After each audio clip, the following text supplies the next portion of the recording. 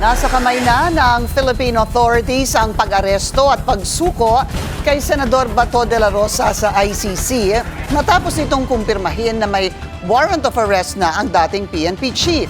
Para naman sa ilang abogado, di dapat maging pugad ng mga akusado ang Senado. Narito ang agenda report ni Joash Malimban. The arrest warrant was originally issued as secret on the 6th of November 2025.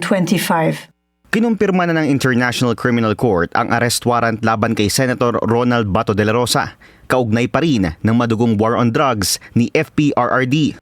Mr. de la Rosa is alleged to have been involved in a common plan that lasted from approximately the 1st of November 2011 until the 16th of March 2019 to kill alleged criminals in the Philippines, including those perceived or alleged to be associated with drug use, sale, or production. It is now for the national authorities to arrest and surrender the suspect to the ICC.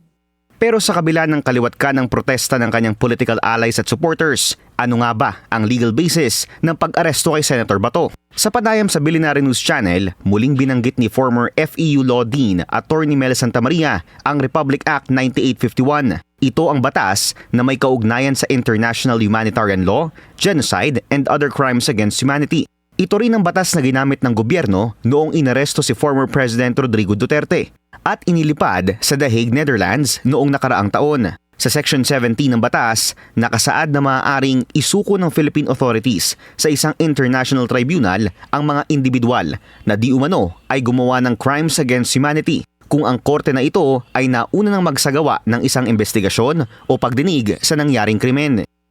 Ang kasama ni Senator Trillanes ay mga alagad ng batas na nanggagaling sa ehekutibo. So ibig sabihin nagdesisyon ng ehekutibo na sundin yung 9851 na ng batas natin. Ang sinasabi ng batas na natin na yon na kung ang isang international tribunal ay dinidinig na ang isang taong di umano'y gumawa ng crime against humanity, pwede nang pabayaan ng Pilipinas at kung kinakailangan magtulong na dalhin yung tao doon sa court na iyon, tutulungan ng Pilipinas.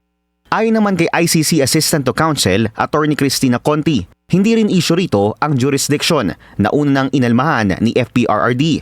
Kung pagbabasehan kasi, ang recent ICC decision, nakasaad dito na maaari pa ring dinggin ng korte ang mga naganap na krimen sa mga panahong tayo ay state member pa ng Rome Statute. Lalo na't sinimula na ng ICC Office of the Prosecutor ang kanilang preliminary examination sa war on drugs bago pa man tuluyang kumalas ang Administrasyong Duterte noong 2019. Nilinaw rin ni Attorney Conti na hindi applicable sa sitwasyong ito ang rules ng Supreme Court patungkol sa extradition proceedings, kung saan kinakailangan pa ng local court intervention bago maipadala sa ibang bansa ang isang akusado. Aniya, ang extradition ay usapan sa pagitan ng dalawang bansa. Ang ICC, hindi bansa, kundi isang international tribunal. Kaya pagsuko raw kay Senator Bato ang maaaring gawin ng Philippine authorities. Isa sa De La Rosa sa mga umano'y co-conspirator sa Crimes Against Humanity case ni FPRRD kasama ang kapwa-senador na si Bongo. Bilang PNP chief noon ni Duterte, siya ang chief implementer ng kampanya kontra droga. Nasa protective custody siya ngayon ng Senado. Pero para sa ilang abogado, tulad ni Attorney Santamaria, hindi dapat pinoprotektahan ng Senado ang isang individual na akusado ng crimes against humanity, lalo na't valid daw ang ini-issue na warrant ng ICC. Para sa agenda, Joash Malimban, Billionaire News Channel.